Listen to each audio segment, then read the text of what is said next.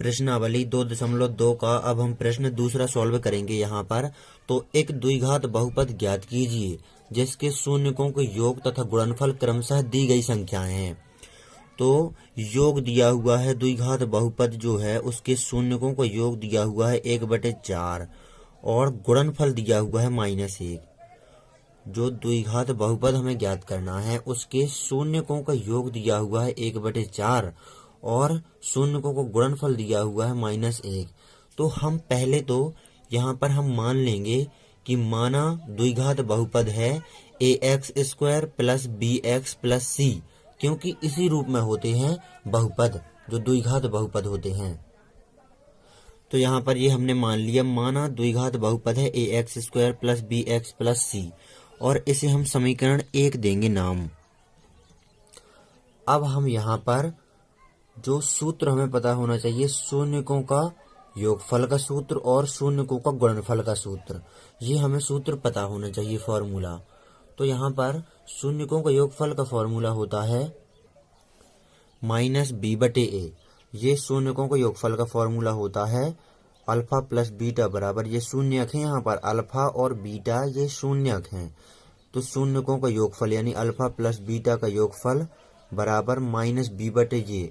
ये होता है शून्यकों का योगफल का फॉर्मूला -b/a और शून्यकों का गुणनफल का फॉर्मूला होता है c/a। इस प्रकार होते हैं फॉर्मूले। तो ये दोनों फॉर्मूले हैं ये हम यहाँ पर लिख लेंगे। शून्यकों का योगफल अल्फा + बीटा बराबर -b/a और शून्यकों का गुणनफल अल्फा × बीटा बराबर c/a। तो ये लिख लिया हमने फॉर्मूले दोनों। अल्फा + बीटा ये है शून्यकों का योगफल और अल्फा × बीटा ये है शून्यकों का गुणनफल। अब यहाँ पर शून्यकों का योगफल दिया हुआ है 1/4, तो शून्यकों के योगफल के सामने हम यहाँ पर 1/4 लिख देंगे। तो ये लिख दिया हमने, लेकिन हमें b का मान चाहिए, a का मान चाहिए और c का मान चाहिए, और ये तीनों मान यहाँ पर रखना है, a की जगह पर, b की जगह पर और c की जगह पर। यहाँ पर ये मान रखना है। तो यहाँ पर b का मान आ जाएगा -1। -1 इस प्रकार आएगा, चूंकि सूत्र में -b/a है तो ये माइनस इसके साथ में लगा देंगे हम। तो b बराबर आ जाएगा -1, a बराबर 4, ये आ ही गया है। अब यहाँ पर c/a जो शून्यकों का गुणनफल है इसको और हम संतुलित रूप में कर देते हैं। तो यहाँ पर शून्यकों का गुणनफल -1 कहा गया है। तो हम -1 को कुछ इस प्रकार लिख सकते हैं कि -4/4। लिख तो हम -5/5 भी लिख सकते थे, लेकिन हमने -4/4 इसीलिए लिखा है क्योंकि हमें a को दोनों जगह बराबर लाना था। तो यहाँ पर a 4 है और यहाँ पर भी a 4 है, इसीलिए हमने -4/4 लिखा कि 4 से ये 4 कट जाएगा तो 1 आ जाएगा, तो -1 आ जाएगा ये शून्यकों का गुणनफल, इसीलिए हमने ये लिखा। अब हम यहाँ पर समीकरण 1 में, जो ये समीकरण 1 है, इसमें यहाँ पर ये मान निकाल लेंगे, लिख देंगे यहाँ पर। यहाँ जो हमें मान रखना है यहाँ पर इस समीकरण में, वो मान यहाँ पर लिख लेते हैं, आपको सरलता होगी। तो यहाँ पर b का मान है -1, कोमा लगाया। a का मान है यहाँ पर दोनों जगह 4 है, तो a बराबर हम 4 लिख देंगे, तथा c का मान है -4।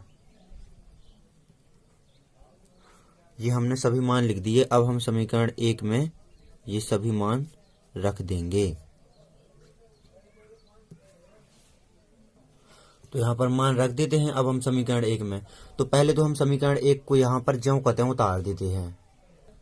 तो ये उतार दिया हमने समीकरण 1 को ज्यों कहते हैं। अब हम इसमें मान रख देते हैं।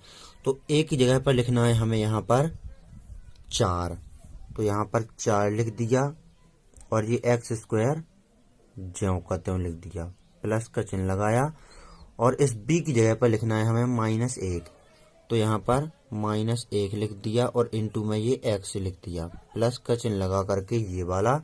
इस c की जगह पर लिखना है हमें -4, तो यहाँ पर -4 लिख दिया हमने।